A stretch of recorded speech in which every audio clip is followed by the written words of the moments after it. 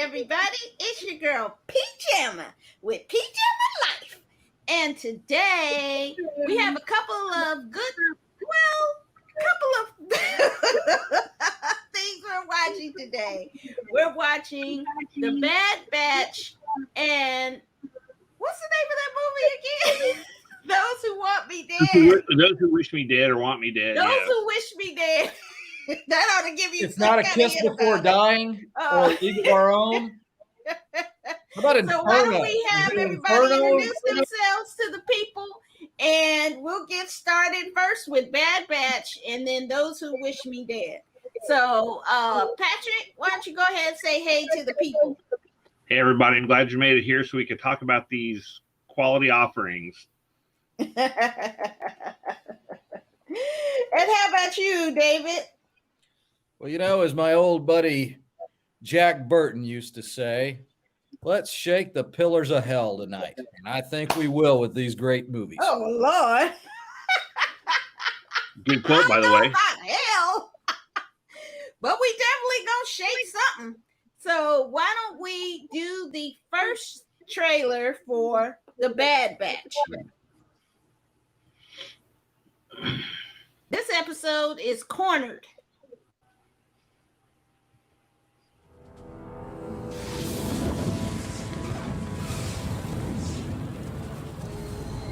The galaxy's a dangerous place to be on your own.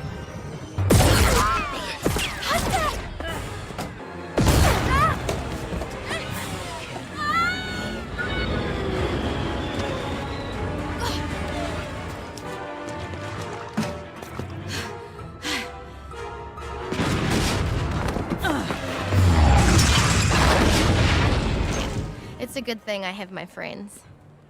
Aren't you lucky? Oh, I'm missing all the action! A+ on the clips this week. Yes. Yeah, excellent. Well, I'll start it off this week just to mix it up a little bit. So I thought the episode was a good episode. Lots of action from start to finish. I don't know how it's advancing the story. I'm sure it will. We'll get to it, I'm sure. But I guess we're learning more about Omega and what's happening with her, and that she is kind of a wanted entity now. So it'll be interesting to see what's going on with the story as it continues. And one thing I did want to mention is Ricker has taken several hits to the head. How many hits does it take to lick Wrecker? This poor dude is just every episode, bong, he's getting his bell rung, which can't be good.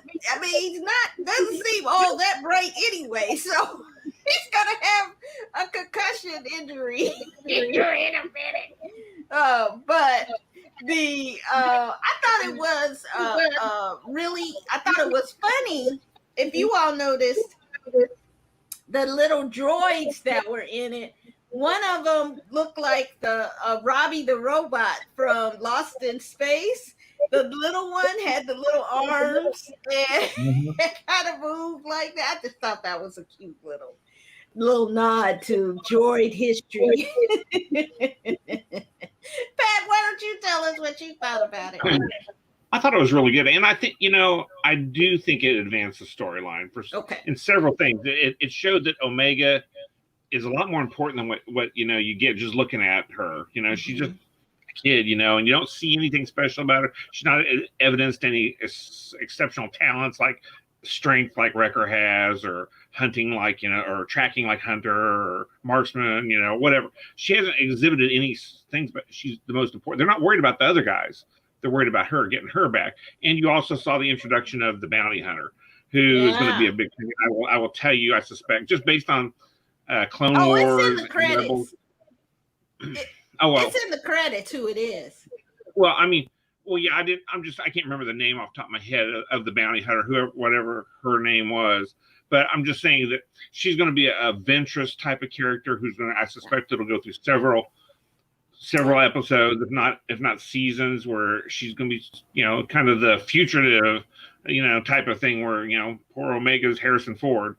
But, you know, here we are. But I enjoyed it a lot. I love everything they're doing with it so far. So far, it's perfect. Mm-hmm.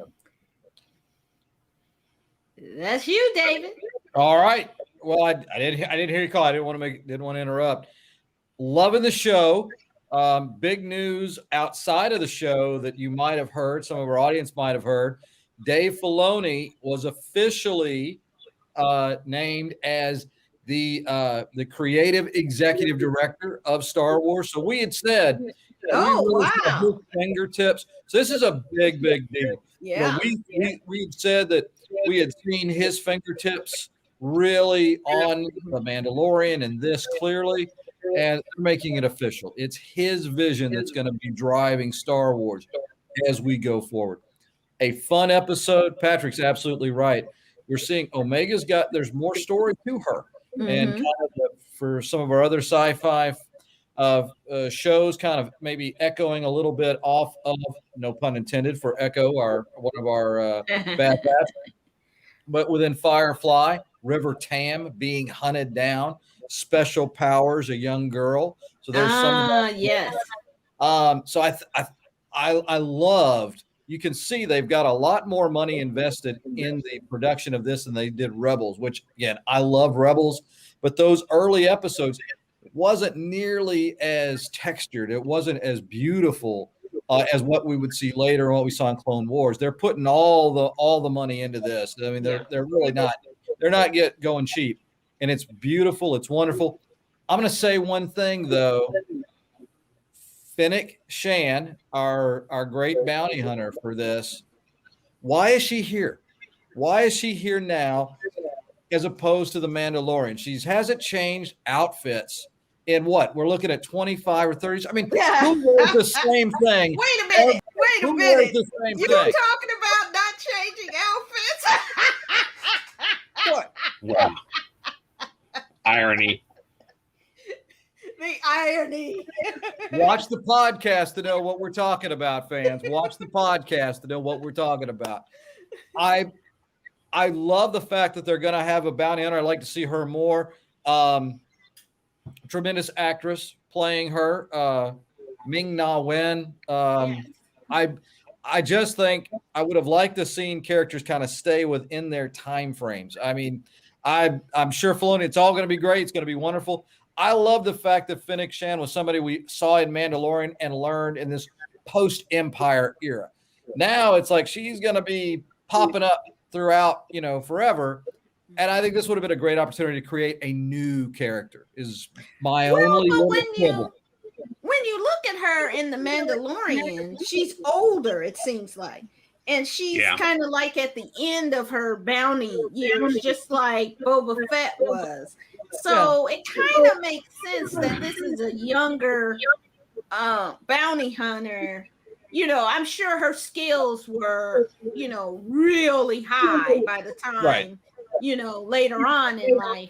But it seemed like this was a younger, maybe not as skilled, but not at the top of her game yet. Yeah. She's a wonderful actress to me. Yeah. But I haven't watched those other. Was she in any of the other series? No, she wasn't. She was a new character for The Mandalorian. And for me, I just love the idea. It's a big universe. There's all kinds of gunslingers and rogues. And I just think this would have been a great opportunity to create a new person that could have been part of this story, as opposed to we see them now. I mean, Bo-Katan is coming, in Mandalorian. Ahsoka is in that time period. Everybody's in this time period, including Fennec Shan. I just would have, as a small criticism, I would have loved to have seen a new character come into being part of the Bad Batch. But I'm still excited, and it's still fun to watch. Yeah, and I agree with you, David. When I watched it a couple of times. I had to watch these things a couple of times to catch everything. But the first time I watched it, I was like, oh my goodness, this is beautiful. I mean, it's just gorgeous.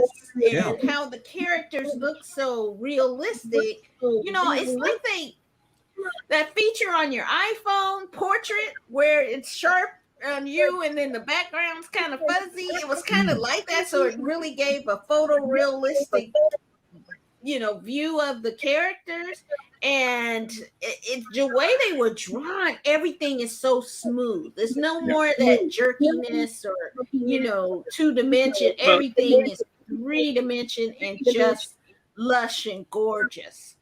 Obviously, the technology has advanced. I suspect that it's becoming easier for them to make better looking animation than what they did at the beginning of like Clone Wars, especially the beginning of Clone Wars. It's like watching Toy Story 1 versus Toy Story 4. I'm like, good Lord, it's like you know, geologic ages of difference in the technology. And that's, and I think we're seeing that too, because it is sharper, they're more detailed. But I suspect they've got computers that can do better with that now than they did. Right. Hell, I mean, was it the 90s is when Clone Wars started? So, you know, it's been 20 years. It was. I think. Oh, I thought it started like 2008 is when the Clone Wars came out. Or are you meaning the movie? The movie came out in like, I think it was 2000. No earlier than 2005. Yeah. I can look right now. Let's start. Let's check it out. You're challenging the professor. No, I'm just I'm curious. I'm curious. I'm not challenging. He's probably right. I'm most likely wrong. I don't know. Let's see. Let me look. Clone Wars. IMDb this crap. Goodness. So come on. I hate an unsatisfied curiosity. Oh, I don't know about anybody else, but now my first guess was 2008. So let's see if I'm right. Hang on, I got to type better. We're checking this out. Checking it. 2008 was Star Wars: The Clone Wars. The animated series was 2008. You were dead on. Yeah. Okay. Yeah. I remember going. I saw the movie because they put the movie out. In the movie was 2002. Yeah. And it started it off. And so I thought that might be the last Star Wars film we see. And it was for quite some time, I guess. Well, gosh, Rogue One didn't come out till what, December of 15? Or maybe Force Awakens came out in 15. Was it that early? Yeah. I guess so. That was like 7 years later. So that's a pretty long time. Yeah. And obviously Disney had bought Star Wars in the interim and all of that stuff. So so 2008 when we first see Clone Wars, and the wonderful, and you know, the folks that do the voices for those, and the gentleman who is almost all the cast in this show, and I'm forgetting his name right now. I think it's D. Bradley Baker. Something like that. Yeah. So we want to give him props. But I mean, he carries the whole show. Yeah. I mean, with the New Zealand accent, I mean, certainly this show. But it's been but it is a lot of fun. It definitely takes care of that Star Wars sweet tooth on a weekly basis. Yeah, so definitely check out The Bad Batch. It's a really good episode this coming around. So now let's get into our next movie, Those Who Wish Me Dead. And starring Angelina Jolie and the great Aidan Gillian and let's see, John Barenthal. Who else was in there? Timothy Falter, the guy that was in Mad Max. He was also he's in a lot of stuff. Yeah, the other assassin. Yes, Nicholas Hoult, who was Beast. Hoult, there it is. Yeah, Beast in the X-Men series. So we got still got our Marvel tie-in there, everybody. Angelina Jolie's gonna be an Eternal.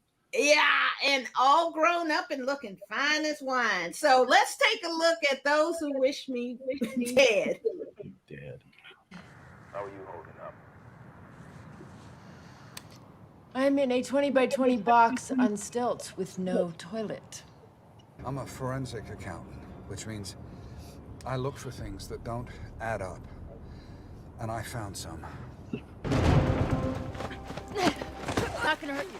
I want to see where the blood's coming from. It's not my blood. We're gonna focus on this for a while.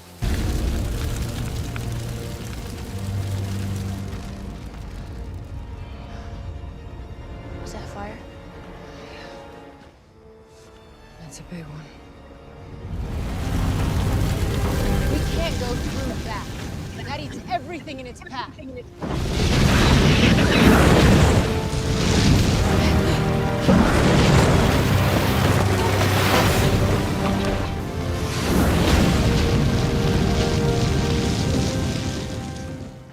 Look, we know how this thing's gonna end, right?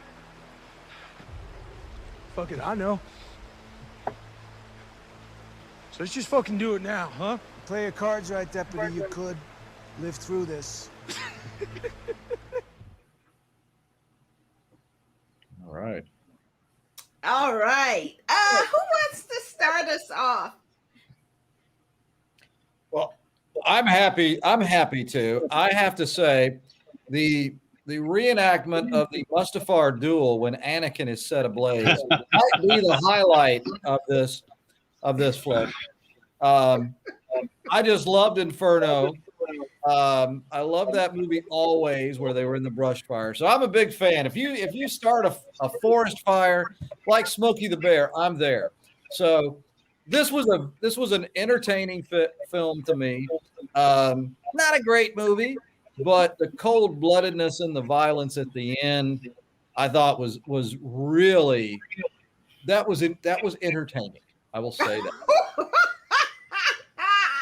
That's hilarious. Pat, what did you think? It was a lovely TV movie. It was lovely. It was not a theatrical movie. Right. I mean, it was so much wasted talent. I mean, you look at the star list, like, hell, this is gonna be great. But man, it was some weak writing or weak. I mean, okay, and I Angelina Jolie does not look like she jumps out of planes and fights fires. Okay, with them spindly legs, they would break immediately. Like, her whole body would break. Swinging an axe and wielding the chainsaw, please. I mean, maybe, I mean, I get it. She's cut a little bit, but you know what? Just defined is not brute strength. I'm just saying. It was a little unbelievable, just a little. I mean, a smidge. I mean, it was. You saw Aiden, whatever his name was, being Littlefinger again, but with a gun this time, and actually doing some of the violence instead of just talking and convincing other people to do the violence. And then you had, I mean, the Punisher being a Punisher, but not an ineffective one this time. Still wearing the same black cop stuff like the Punisher does. And I mean, it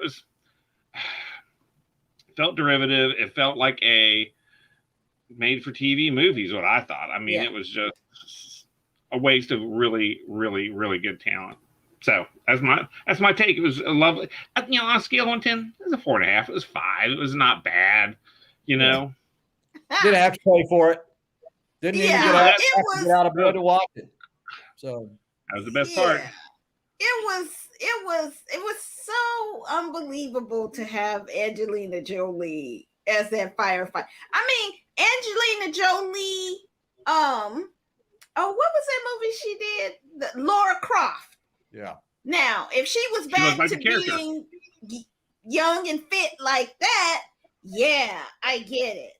But needing a sandwich, Angelina Jolie, no. I was like, girl, first off, why your hair all long? What kind of firefighter bullshit is that?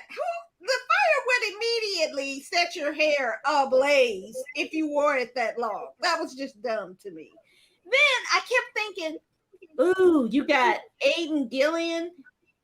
Why not have Gwendolyn Christie as the Angelina Jolie character? And then you could have like a little Game of Thrones reunion. Hey, that's believable. I buy that. Yeah, and she physically is the person who could be a fire jumper. I mean, if you've ever seen these people, these are the most bravest, courageous, craziest of the fire people. They literally jump into fires and stop them. So her being her physical type and her, now I get it. She acted well with the little tiny bit of tissue paper script that she had to go on. The grief she felt over what had happened felt really real. But then they really barely even touched on that. They barely touched on that grief stuff. Yeah. I mean, it's like, a flashback, and there was no exposition on it. There was nothing. It was I didn't understand why those people were there. Yeah. I didn't understand what they actually did that prevented them from doing. It was just a mess. And then the whole storyline. The story is about this father who is an accountant who has really explosive dirt on very powerful people. Right. And 2 assassins come after him and his son to stop them from delivering the information to the police and to the newspapers. And I watched that. I wondered, in terms of a script by any means. I wondered if Tyler Perry was broke. Oh, I just wondered. No, that was the weakness. Not broke. Well, I know. Why was he in that pile of shit? I mean, pardon my French. 2-second. I was just like, for that what 30 seconds on screen. It was like, I mean, he would just stand there by the fence and says, "Yeah, go kill him. Take care of this problem." And I'm like, wow, that was a waste, a total waste, another glaring waste of talent. And I love Tyler Perry, but I was like, dude, you just getting a paycheck? What's going on? And and all the talent, I could see why initially he'd be like, oh, okay, let me go ahead and act in this. This is some good people I'm working with. And so I kept wondering throughout, was there a lot that they cut from this movie?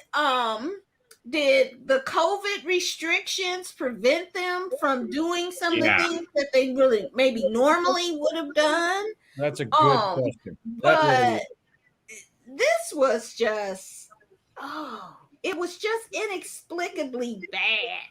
It was so weak. Yeah, it didn't need to be. I would say it wasn't bad. It wasn't bad. It just wasn't good. It wasn't nearly. I mean, I had it's like 1 glass of wine and I was out the first time. Like, I did have to watch it twice. I fell asleep. I watched it once. I sat up. I sat there. I powered right through it. But the thing is, it was just weak. It wasn't good. It was a TV movie, is what it really was. It was like something ABC would have done in the 90s. Ooh, got a one. They would usually get 1 star. Then they put a bunch of character actors around it that were nobody. Just you recognize them from that part in this one movie and stuff. Almost like a Lifetime movie. There is a bit of that. Yeah, it was almost with a bigger budget and bigger star. It had to have, a big budget and a lot of stuff. All those people alone, the budget for them might have been in the almost $100 million in budget. So that's why I was like, and the author, Michael Kurita, I think that's how you say his name, he wrote the screenplay.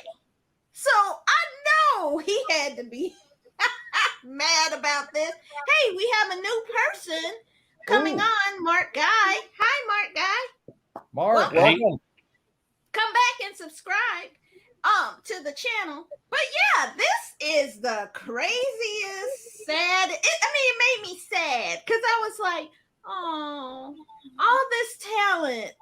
Because I really wanted to know what the evidence was that the father had.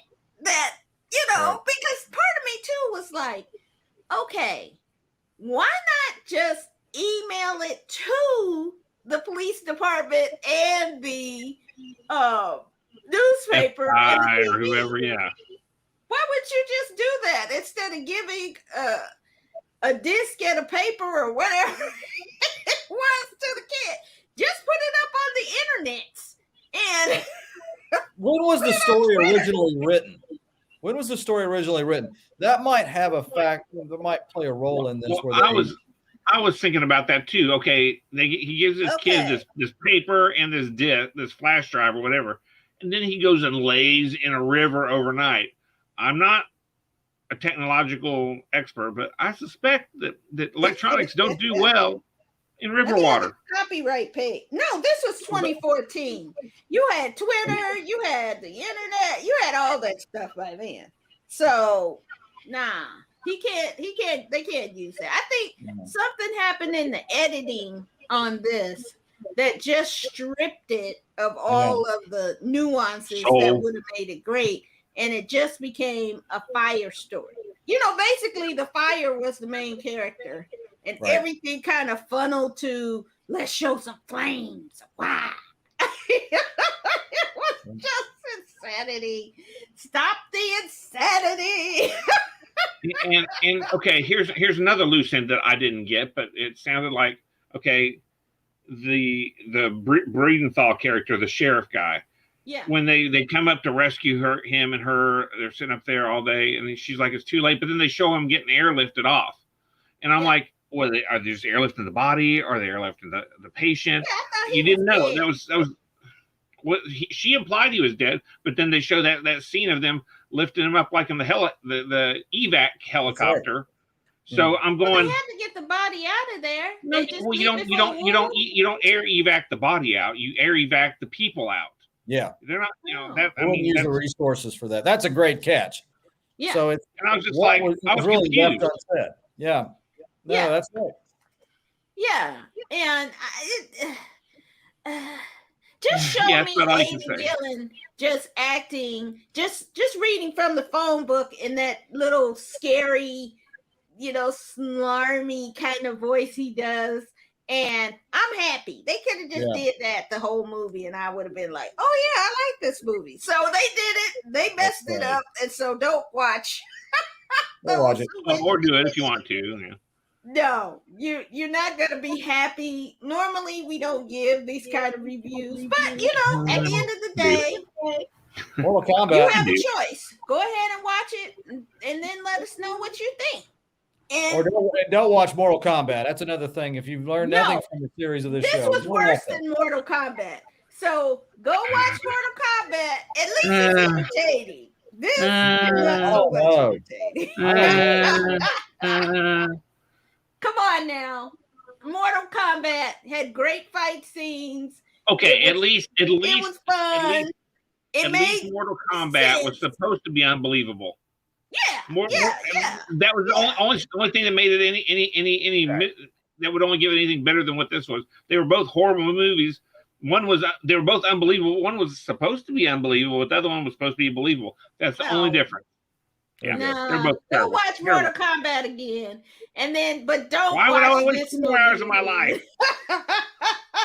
You already got me for 2 hours. I'm not going to do it again. Me and Dave were like, same. We're the same, right Better here. Yet, right here. Yeah, come back next week when we will watch The Bad Batch again, and we're going to pick up Shadow and Bone, which is based on a book, which we love here, and we are going to review the series. It's on Netflix. We're going to do that next week. And so why don't we go ahead and wrap it up? And David, you got any good words for us? I would just wish everybody to enjoy this week, getting ready. This will be our Memorial Day weekend show next week. All right. Maybe we'll have to throw something in there that celebrates a memory. Being lazy and drinking. Memorial Day. Yeah. Being lazy and drinking. All right. Yeah. But everybody have a great week. Looking forward to the Bad Batch and hanging out with you guys again next Saturday. Yeah. Yep. Hey, Pat. Well, I would say everybody just be safe again. Still be safe, even though it's getting better. It's not over. Keep your head about you. That's and just watch some good TV shows. Go out and watch. There's lots of good stuff to watch. Nothing. Well, the Bad Batch was good, but that other show was not good. Don't waste your time. Find something else. A lot of other. I mean, we live in the golden age of streaming. Let's watch something else. Yeah. I mean, the good thing about today is you got 500 channels on cable, and God knows how many streaming channels. So if you don't like something, just change the channel. Don't get in fights with people over it. Just change the channel. Wow. And as we like to say, but let me remind you all out there. Let me get closer. Hey, subscribe to my YouTube channel. We need more subscribers. So pick it up. It's very easy. Just go boop on that little button and subscribe. And also, don't forget, still wear your mask, still social distance in areas where you need to social distance. Most importantly, get a vaccine. You can get 2 shots, you could get 1 shot, but get somebody shot so we can all get back together again and hug each other once again. So thank you for joining us, and we will say good night and take care. Bye. See you next week, guys.